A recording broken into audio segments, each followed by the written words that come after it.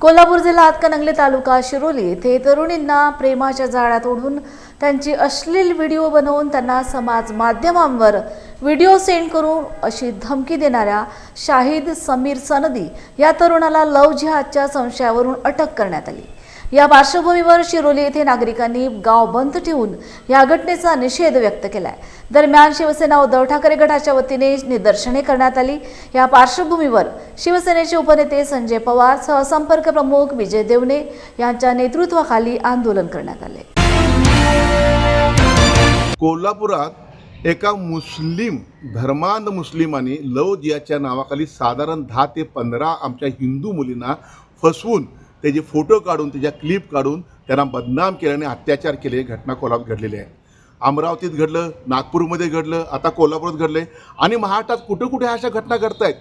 ह्या धर्मांध जी लोक आहेत मुस्लिम, त्यांनी आपल्या या हिंदू मुलींच्या विरुद्ध त्यांना बदनाम करायचं, उद्ध्वस्त करायचं, कुटुंब उद्ध्वस्त करायचं हे छुपयुद्ध आपल्या विरोधात पोखरलेलं आहे। आमच्या हिंदू मुलींसुद्धा सावध राहणं गरजेचं आहे। एक हिंदू मुलगी खराब करायची, बदनाम करायचं, त्याचं कुटुंब बदनाम करायचं आणि त्याच्या मोबदल्यात प्रचंड पैसे मिळवायचे। हे पैसे देते कोण? ही साखळी कुणी तयार केली आहे? ह्याच्या मागचा सूत्रधार कोण आहे?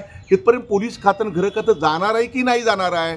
गृहमंत्री आणि मुख्यमंत्र्यांना माझी विनंती आहे, ही कुठल्याही परिस्थितीमध्ये ह्या प्रकरणात SIT नेमा, कोल्हापूरचे जे गुन्हे घडले आहेत ते क्लब करा आणि ह्या SIT नेमून प्रमुख एक महिला वरिष्ठ अधिकारी नेमा आणि ह्याचा पोलखोल करा की ह्याच्या मागचा सूत्रधार कोण आहे।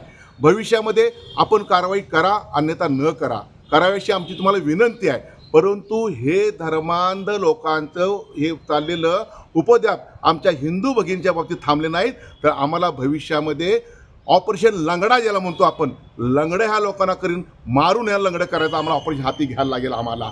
आणि या हिंदू भगिनींना माझी विनंती आहे, काही अशा अडचणी असतील, काही तुम्हाला त्रास असेल, अत्याचार होत असेल, तर ह्या भावाकडे तुम्ही बिनधास्त या आणि आपलं मन मोकळं करा, यांचा आम्ही बंदोबस्त करू।